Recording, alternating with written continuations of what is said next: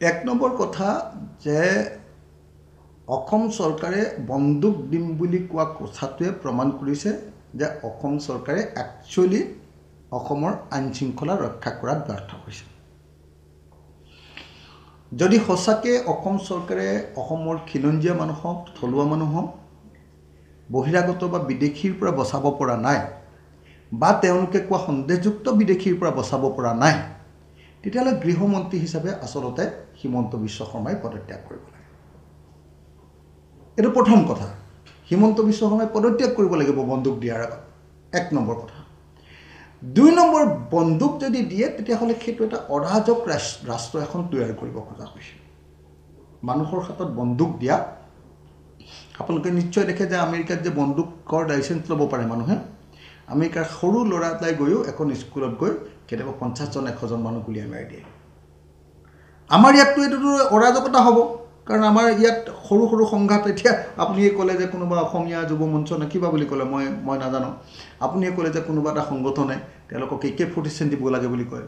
আচলতে AK-47 দিব লাগে বুলি কোৱাৰ লগে লগে সেই মানুহজনক NICত গ্ৰেপ্তাৰ কৰিব লাগে। সেই মানুহজনক আচলতে তেওঁ ৰাষ্ট্ৰদ্ৰোহী হয় যিজনে AK-47 বিচাৰিছে। কিন্তু যিহেতু এতিয়া হিমন্ত বিশ্ব শৰ্মাই অসমত এটা অৰাজকতা সৃষ্টি কৰিব খুজিছে, এটা বন্দুক দুষ্কৃতি এটা তৈয়াৰ কৰিব খুজিছে আৰু হিন্দু মুছলমানৰ সংঘাত লগাব খুজিছে, আৰু 2026 চনত যে বিজেপি চৰকাৰ উফৰিব সেই কথাটো তেওঁ উমান পাইছে, আৰু সেইকাৰণে সম্পূৰ্ণৰূপে অসমখন অস্থিৰ কৰি ৰাজনৈতিক বাতাবৰণটো সাম্প্ৰদায়িক কৰিবৰ কাৰণে হিমন্ত বিশ্ব শৰ্মাই যি দীৰ্ঘম্যাদী প্লেন কৰিছে, সেই প্লেনৰ অংশই হ'ল এই বন্দুক দিয়াৰ কাৰবাৰটো। আৰু ইয়াৰ জৰিয়তে আপোনালোকে দেখিবলৈ পাব যে হিন্দুত্ববাদী যিবিলাক আমাৰ RSS, বজৰং দল বা অন্য যিবিলাক হিন্দুত্ববাদী দল আছে, সেই মানুহবিলাকৰ হাতত বন্দুক দিয়া হ'ব, বৈধভাৱে বন্দুক দিয়া হ'ব, আৰু সেই বন্দুকবিলাক পিছত এই সংঘৰ্ষবিলাকত ব্যৱহাৰ হ'ব। তাৰ পাছত মানুহে ক'ব নাই মোৰ ঘৰত থকাটোতো বৈধ।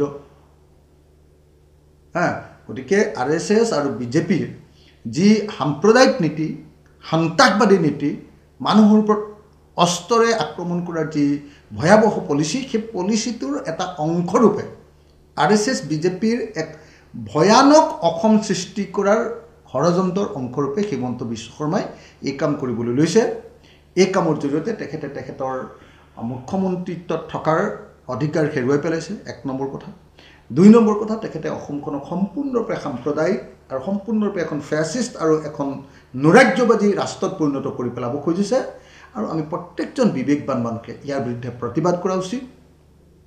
মইতো ক'ম যে এই সময়ত অসমীয়া মানুহক আচলতে লাগে পথাৰত পানী, কিন্তু দিব খুজিছে তেওঁ বন্দুক। এই সময়ত অসমৰ প্ৰত্যেকজন নাগৰিকক লাগে কৰ্মসংস্থাপন, তেওঁ দিব খুজিছে বন্দুক। এই সময়ত লাগে প্ৰত্যেকজন অসমীয়া মানুহক আচলতে প্ৰফেশ্যনেল কৰি গঢ়ি তোলা, নিজে যাতে নিজৰ ইনকাম কৰি খাব পাৰে। তাৰ বিপৰীতে তেওঁ দিব খুজিছে সন্ত্ৰাসবাদী কৰিব খুজিছে, সন্ত্ৰাসবাদী, অসমীয়া মানুহক সন্ত্ৰাসবাদী কৰি, অসমীয়া মানুহে আন কাৰোবাৰ মানুহক হত্যা কৰি অসমীয়া মানুহবিলাকক এটা সন্ত্ৰাসবাদী জাতিত পৰিণত কৰিব খুজিছে। মই ইয়াৰ তীব্ৰ বিৰোধিতা কৰিছোঁ, আৰু যিবিলাক মানুহে AK-47 বিচাৰিছে তেওঁলোকক অনতিবিলম্বে গ্ৰেপ্তাৰ কৰিবৰ কাৰণে মই দাবী জনাইছোঁ।